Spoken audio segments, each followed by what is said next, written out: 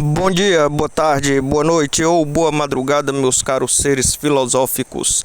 Viva o espírito dionisíaco, viva a vida louca e vamos lá.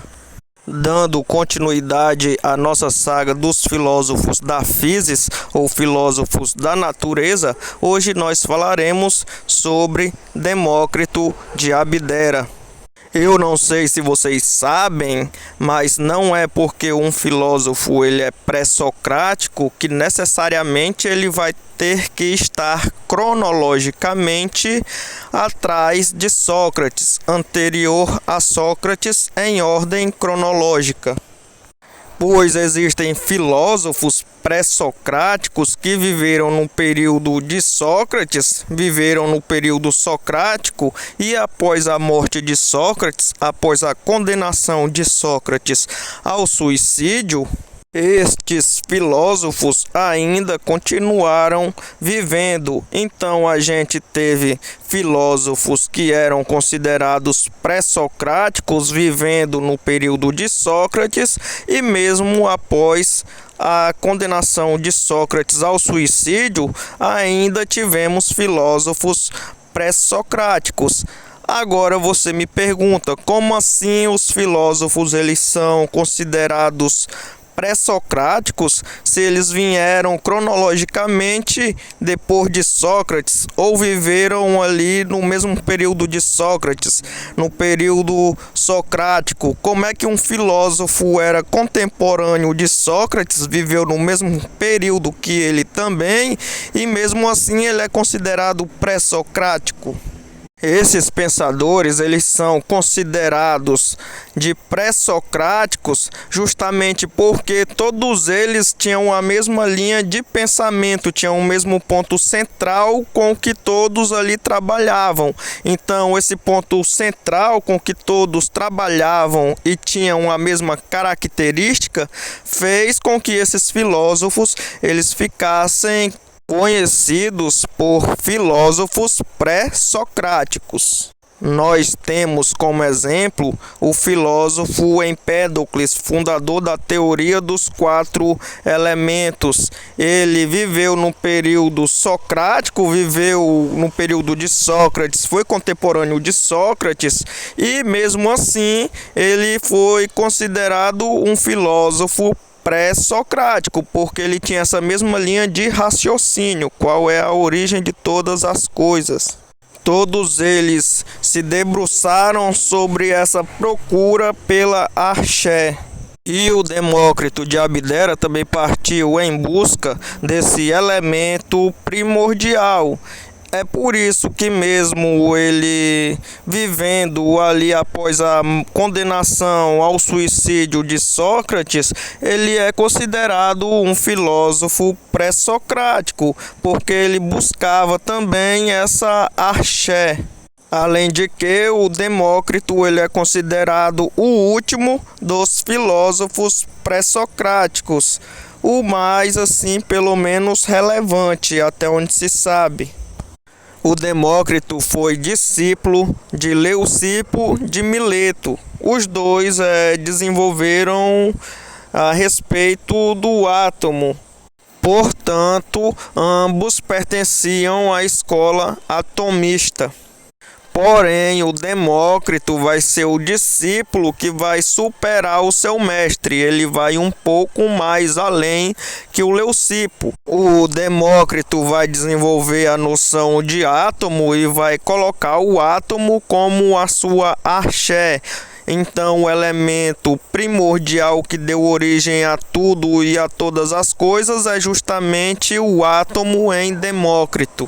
Vejam só, o Demócrito ele vai concordar em parte com alguma das ideias do seu mestre e vai discordar em outras partes.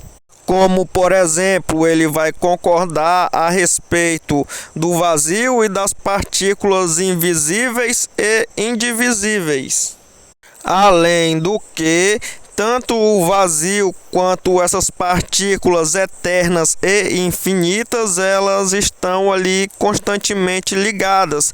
Tanto o vazio ele é eterno, quanto também essas invisíveis infinitas partículas, elas também são eternas. E essas invisíveis partículas infinitas, elas coexistem com o vazio, elas vão preenchendo esse vazio, elas coexistem juntamente com o vazio. Olha só que interessante o que o Demócrito ele vai dizer. Ele vai falar que no princípio tudo era essas partículas invisíveis, pequenininhas, até que por necessidade, ou seja, pela lei da natureza, porque quando se fala em necessidade em Demócrito, está se referindo a respeito das leis naturais, das leis da física.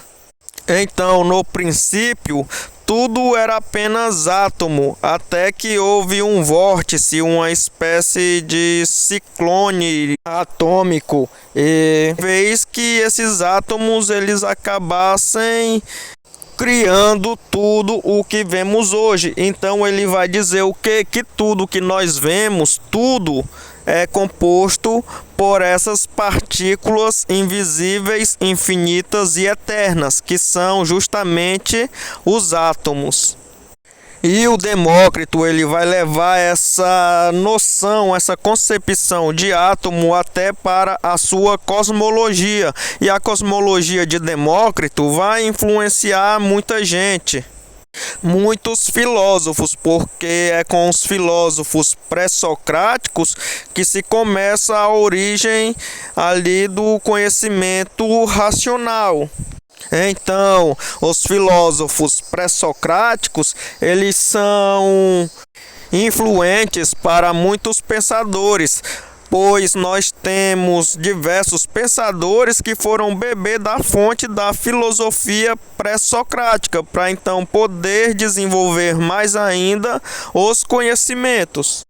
Pois bem, essa noção, essa concepção que o Demócrito vai colocar de átomo, ele vai levar para uma escala mais universal e acaba influenciando muitos outros pensadores. Agora pensa o seguinte comigo: o nosso amante do saber, ele chegou na concepção da noção de átomo apenas com o quê? Apenas observando a natureza, apenas com o poder da observação, na força do logos, do pensamento, da racionalidade, do questionamento, ele chegou nessa concepção do átomo.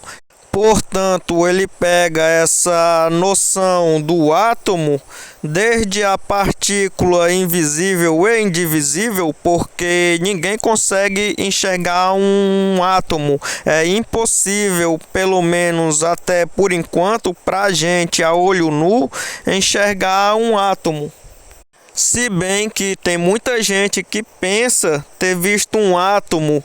Como assim? Porque consegue enxergar algumas partículas minúsculas quando, por exemplo, você está limpando a casa, que sobe alguma poeirazinha e está entrando um feixe de luz pela brecha ou pela alguma coisa, pela janela que está aberta, é possível ver na luz algumas partículas elas voando ali.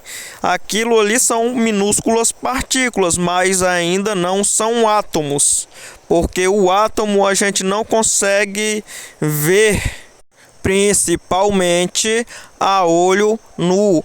Portanto, o Demócrito ele vai pegar o átomo enquanto sendo essa partícula invisível, indivisível e eterna e vai levar para uma escala mais universal.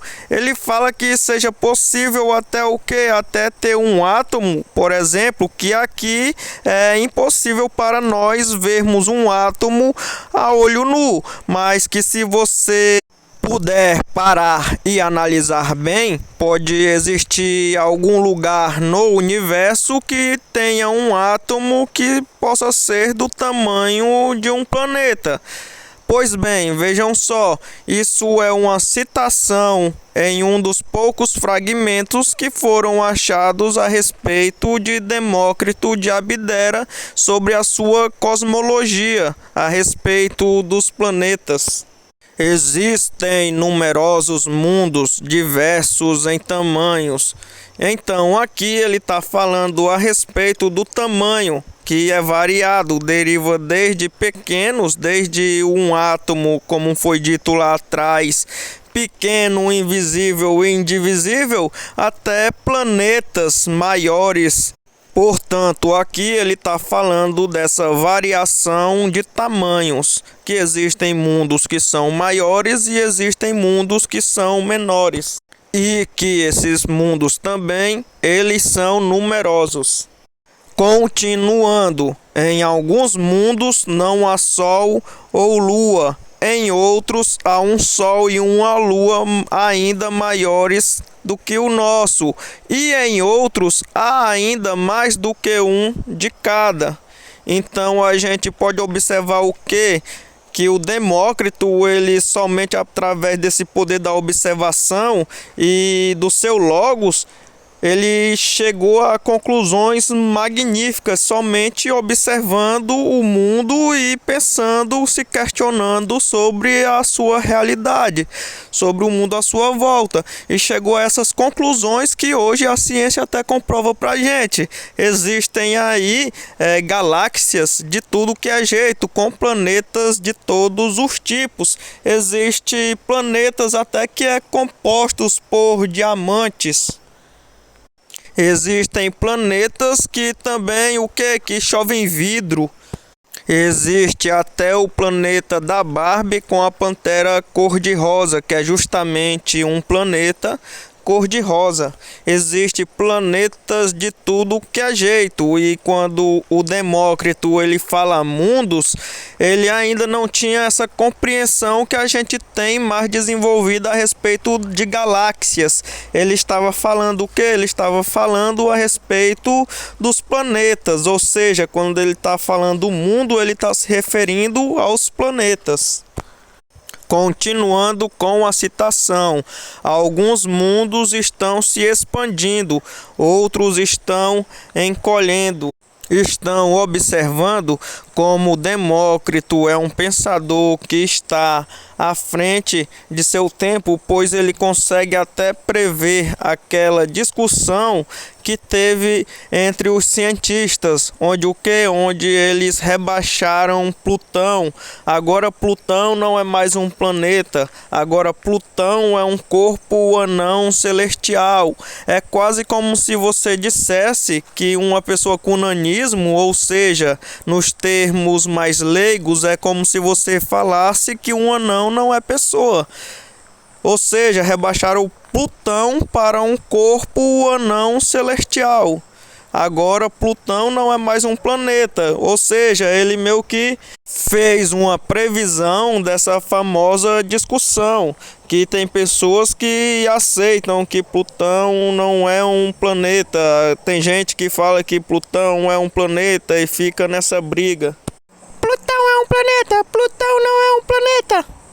Portanto, o Demócrito, somente através do pensamento, ele chegou a essa conclusão, que existem mundos, existem planetas que estão encolhendo e existem outros que estão crescendo, estão se expandindo. E a gente sabe disso, isso é cientificamente comprovado hoje em dia.